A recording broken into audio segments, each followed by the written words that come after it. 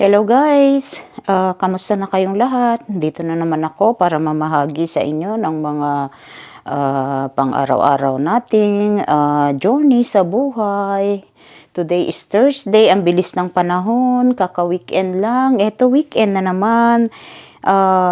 It's 12 o'clock noon. I just finished my lunch. Ilan nyo naman, intermittent tayo, so wala tayong breakfast. So lunch agad. So yung mga gustong mag-try ng intermittent, it's really, a good practice. Kasi, tinan nyo ako ngayon, tamad na tamad ako sa lahat sa buhay ko. Yung, hindi na ako nagre-regular exercise, but I'm trying to get up and do something. Kailangan pa rin kasi I need a cardio para sa heart ko.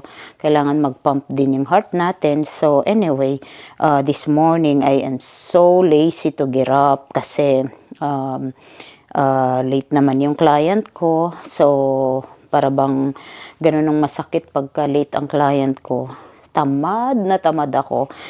Tingnan nyo ito, isisingit ko na naman itong mga trabaho na ito kasi meron na akong client after this, kaya work na naman. So anyway, today is Thursday, like I said, 12 o'clock noon, and the weather is not bad, it's sunny, kahit papano maganda na siyang mag-activities. Lalabas sana ako, but the problem is my car. Yung car ko, iba na naman yung problema niya. Ang problema niya naman ngayon, flat siya. Buti na lang nung pumunta ako sa doctor ko. Pauwi na ako. Nakita ko, ay, malambot yung aking gulong, sabi ko. But anyway, okay naman. Yung pala, chinek ng asawa ko this morning. Pala siya, flat talaga siya. May pako na naman, may nasagasaan na naman. I don't understand saan nasasagasaan yung mga pako eh. Wala naman ako nakikitang basura sa daan. Pero hindi ko alam bakit napapako pa rin. Anyway, so sabi ko sana pag may chance, but anyway, hindi rin siguro kasi broken schedule ako today. So, may mga time lang na pwede akong siguro ganito, magdadaldal, pero yung lumabas, tas babalik ka na naman to beat the, because there's another appointment, it's not, it's not worth it. Anyway, yesterday is Noah's birthday, so mahirap. Alam nyo, kahit si Noah yung may ganong okasyon, nalulungkot pa rin ako kasi syempre part ng buhay ng anak ko yan. Kaya pag may ganyan sa morning, sa gabi pa lang, hindi na ako natutulog, nadidrain ako. I don't know why. I'm trying to, wala naman akong dapat ika-worry, wala naman akong dapat ikasad. But still, I don't know why I'm still affected. Kasi minsan, naaawa din ako sa bata kasi I don't know what he been through. Mahirap din yun. Kasi like I said, I experienced that nung iniwan ako ng asawa ko sa Pilipinas. Feeling ko talaga na bagsakan ako ng langit at lupa. Samantalang yan, buhay, yung kanya, talagang wala nang babalik. Ako, maybe not, may konting hope.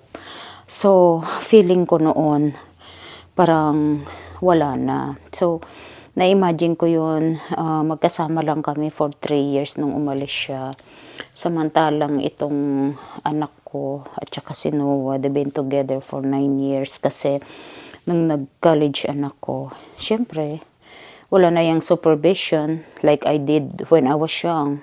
I don't think kahit na may apartment yan, they still together. I know that. Hindi naman tayo pinanganak kahapon para hindi natin maintindihan yon. But like I said, kahit ganun pa man, syempre they have their own apartments para hindi naman, kasi hindi naman sila pwedeng mag-move in together just like that. So, I understand that, but I'm pretty sure they're always together. Anyway,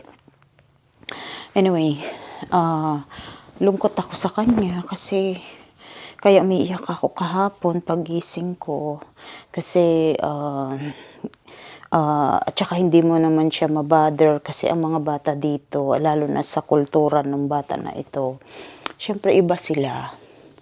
When it's over, you know.